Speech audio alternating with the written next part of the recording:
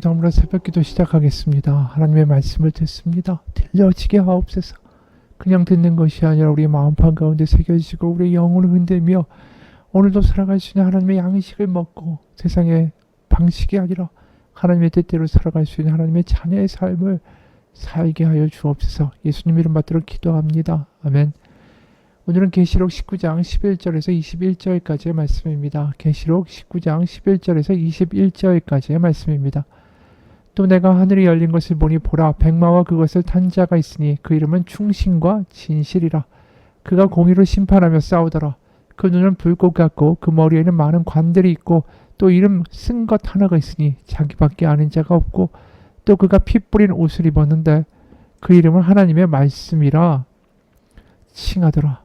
하늘에 있는 군대들이 희고 깨끗한 세마포 옷을 입고 백마를 타고 그를 따르더라. 그의 입에서 예리한 검이 나오니 그것으로 만국을 치겠고 친히 그들을 철장으로 다스리며 또 친히 하나님 곧 전능하신 이의 맹렬한 진노의 포도주 틀을 밟겠고 그 옷과 다리에 이름을 쓴 것이 있으니 만왕의 왕이요 만주의 주라 하였더라. 또 내가 보니 한 천사가 태양 안에 서서 궁중에 나는 모든 새를 향하여 큰 음성으로 외쳐 이르되 와서 하나님의 큰 잔치에 모여 왕들의 살과 장군들의 살과 장사들의 살과 말들과 그것을 탄 자들의 살과 자유인들이나 종들이나 작은 자나 큰 자나 모든 자의 살을 먹으라 하더라. 또 내가 봄에 그 짐승과 땅의 임금들과 그들의 군대들이 모여 그 말 탄 자와 그의 군대와 더불어 전쟁을 일으키다가 짐승이 잡히고 그 앞에서 표적을 행하던 거짓 선지자도 함께 잡혔으니 이는 짐승의 표를 받고 그의 우상에게 경배하던 자들을 표적으로 미혹하던 자라. 이 둘이 산채로 유황불 붙는 못에 던져지고 그 나머지는 말 탄 자의 입으로부터 나오는 검의 죽음에 모든 새가 그들의 살로 배불리더라. 아멘. 우리가 어린 양의 혼인잔치의 장면에서 바로 예수님이 신랑이 되신다라는 것을 봤죠. 근데 혼인잔치의 이제 모습은 21장이 돼서야 이제 본격적으로 드러납니다. 그 이전에 바로 아마겟돈 전쟁의 장면이 오늘 본문에서 기술되고 있는 거죠. 사실 16장에서 이미 아마겟돈 전쟁의 모습은 대략적으로 봤습니다. 하지만 19장, 20장에는 더 자세하게 기록이 되는 거죠. 이미 말한 대로 계시록은 시간 순서대로 배열된 책이 아닙니다. 우리가 7개의 재앙 시리즈가 있지 않습니까? 7인, 7나팔, 7대접. 이게 같은 사건들을 좀 다른 관점에서 다르게 기술한 것이다 라고 말한 바가 있습니다. 그래서 우리가 11장 보면 6번째 인, 그리고 7번째 인이 나오기 전에 이런 장면이 나옵니다. 11장 7절.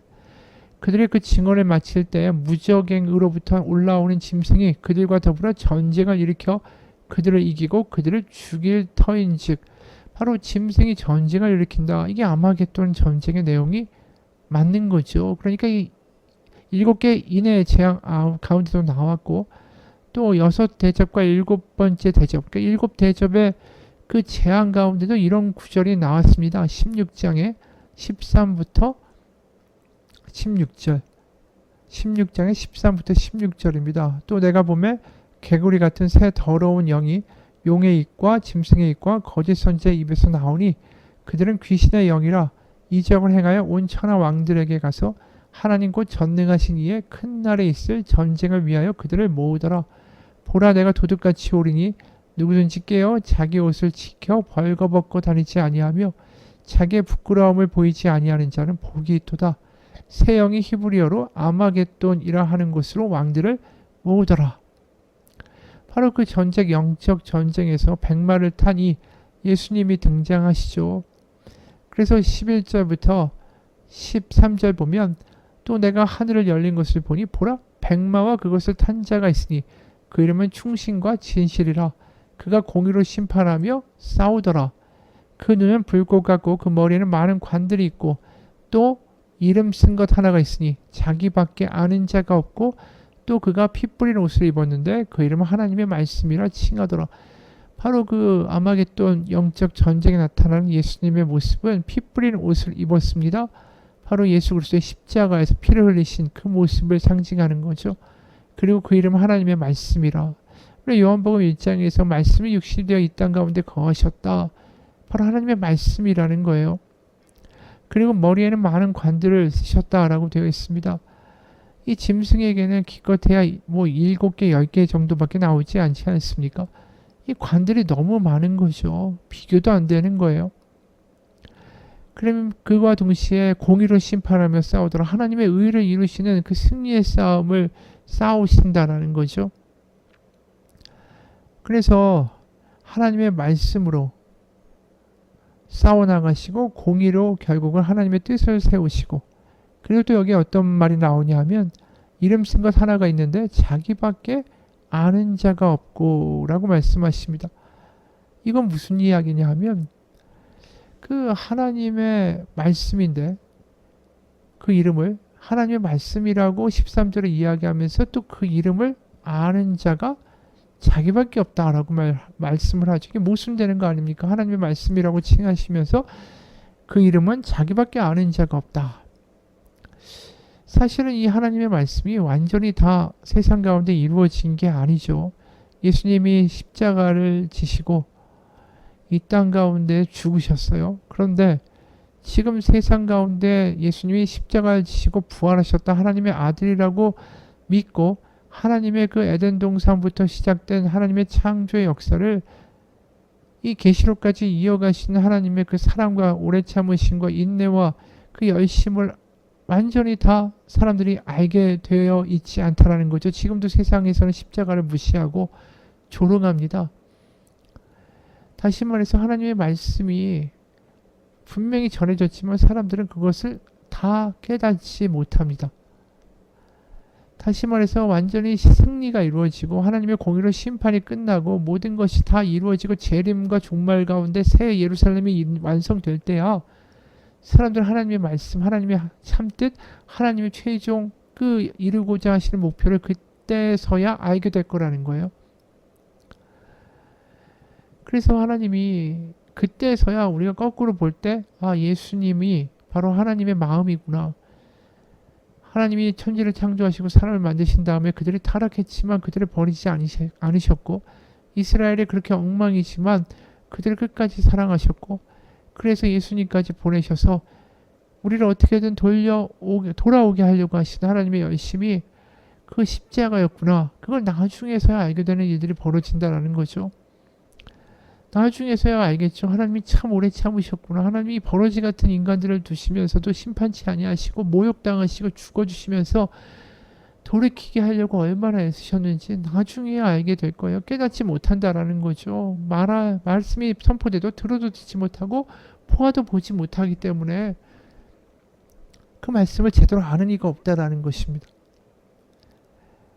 그래서 그 전쟁에서 최후의 모습이 15절 그의 입에서 예리한 검이 나오니 그것으로 만국을 치겠고 친히 그들을 철장으로 다스리며 또 친히 하나님 곧 전능하신 이의 맹렬한 진노의 포도주 틀을 밟겠고 그 옷에 그 다리에 이름을 쓴 것이 있으니 만왕의 왕이요 만왕의 주라 하였더라. 이 마지막 전쟁에 승리할 때에 드디어 만국이 다 알게 되는 거죠. 그리고 진노의 포도주 틀에다가 땅에 속한 이들 거짓 선지자들 짐승들을 또 악인들을 넣고 이제 밟으실 때 그 피가 터져 나올 거고 그때서야 사람들은 예수님이 진짜였구나. 예수님이 만왕의 왕이었구나. 십자가 부활 그리고 또 그곳에 나타난 하나님의 사랑과 인내와 오래 참으심과 심판의 이야기가 진짜였구나. 그때서야 알게 된다라는 거죠. 하나님이 그렇게 사랑하셨기 때문에 아들도 주셨고 기다리셨고 또 그렇게 사랑하시기에 오래 참으셨지만 하나님의 자녀들 그 하나님을 따르는 순수한 백성들이 죽어나가고 핍박당하는 것을 더 이상 참으실 수 없어서 그래서 드디어 심판하기 위해 이 땅에 오시는 분 예수님이구나. 그게 하나님이구나. 그걸 나중에서야 알게 될 거라는 거죠. 그리고 사도 요한은 그것 말고도 또 한 상을 또 봅니다. 뭐냐 하면 17, 18절 또 내가 보니 한 천사가 태양 안에 서서 공중에 나는 모든 새를 향하여 큰 음성으로 외쳐 이르되 와서 하나님의 큰 잔치에 모여 왕들의 살과 장군들의 살과 장사들의 살과 말들과 그것을 탄 자들의 살과 자유인이나 종들이나 작은 자나 큰 자나 모든 자의 살을 먹으라 하더라. 다시 말해서 혼인잔치가 있어서 하늘에 속한 우리들 14만 4천 명의 새 예루살렘에 들어가는 이들은 혼인잔치에 모이는데 또 다른 하나의 큰 잔치가 있어요. 그 잔치의 먹이는 뭐냐 하면은 왕들, 장군들, 장사들, 말들, 또 그것을 탄 자들, 자유인 종들, 작은 자나 큰 자나 모든 자들, 바로 짐승의 666표를 받은 사람들이 결국 하나님의 큰 잔치에 제물이 돼서 공중에 나는 새들이 그들을 먹게 될 것이다 라고 말하는 것입니다. 그러니까 완전히 이들이 심판받는 장면인 거죠. 이 새가 와서 뜯어먹는 것은 에스겔 39장에 나오는 그 침략자 고기에 대한 심판, 고기라는 어떤 존재의 심판 장면과 일치합니다. 에스겔 39장 17절을 보면 이런 말씀이 있습니다. 나 주 하나님이 말한다. 너 사람아, 나에게도 친 온갖 종류의 새들과 들의 모든 짐승에게 전하여라. 너는 모여 오너라. 내가 너희들이 먹을 수 있도록 이스라엘의 산 위에 희생제물을 잡아서 큰 잔치를 준비할 터이니 너희가 사방에서 몰려와서 고기도 먹고 피도 마셔라. 바로 이 하나님을 대적하는 사람들, 땅에 속한 사람들은 잡아먹히는 하나님의 큰 잔치의 제물이 될 거라는 거죠. 혼인잔치의 운명과는 너무나도 다른 사람들이 될 겁니다. 그리고 또 이어지는 또 다른 환상이 나와요. 19절 20절 또 내가 봄에 그 짐승과 땅의 임금들과 그들의 군대들이 모여 그 말 탄 자와 그의 군대와 더불어 전쟁을 일으키다가 짐승이 잡히고 그 앞에서 표적을 행하던 거짓 선지자도 함께 잡혔으니 이는 짐승의 표를 받고 그의 우상에게 경배하던 자들을 표적으로 미혹하던 자라. 드디어 아마겟돈 전쟁, 영적 전쟁이 완전히 그들의 패배로 끝납니다. 땅의 임금들과 군대들이 다 망해요. 바로 그래서 짐승 그리고 거짓 선지자, 그래서 짐승 둘과 거짓 선지자들이 다 결국은 유황불에 던져지는 일이 벌어집니다. 사실 이 장면은 16장에서 본 것을 다시 한번 정리할 수 있는 거죠. 16장에 보면 이미 읽은 거지만 13절에 개구리 같은 새 더러운 영이 용의 입과 짐승의 입과 거짓 선지자의 입에서 나오니 그들은 귀신의 영이라. 여기 보면 용과 짐승과 거짓 선지자, 이들이 전쟁을 위하여 사람들을 모았다 이야기할 때 바로 이 거짓 선지자와 짐승은 이제 심판을 받게 되는 거예요. 그게 20절 후반부 21절입니다. 이 둘이 산채로 유황불 붙는 못에 던져지고 짐승과 거짓 선지자가 그 나머지는 말탄 자의 입으로부터 나오는 검의 죽음에 모든 새가 그들의 살로 배불리더라. 용의 심판은 이제 내일 보겠습니다. 그래서 짐승과 거짓 선지자는 유황불에 던져지죠. 그리고 여기에 되게 재미있고 눈에 띄는 것은 이 영적 전쟁이 다 어떻게 이루어지냐 하면 그 백마탄 분의 입에서 나오는 검, 말탄 분의 입으로 나오는 검에 죽는다라고 되어 있습니다. 반대로 이 왕들이 모여서 아마겟돈을 준비할 때는 거짓의 영, 바로 용의 입, 또 거짓 선지자의 입, 짐승의 입에서 나오는 말로 사람들이 넘어갔다고 이야기했어요. 그러니까 두 입에서, 다른 종류의 입에서 나오는 말이 지금 전쟁을 일으키고 있다는 거죠.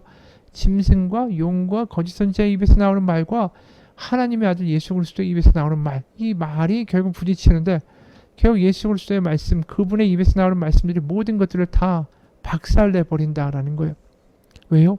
결국 예수님의 말씀이 예언의 영이기 때문에, 결국 예수님의 말씀이 이루어질 것이기 때문에, 하나님의 말씀대로 모든 것은 반드시 이루어질 수밖에 없기 때문에, 그래서 11절에 그 말씀의 정체를 이렇게 말하죠. 11절에 충신과 진실이다.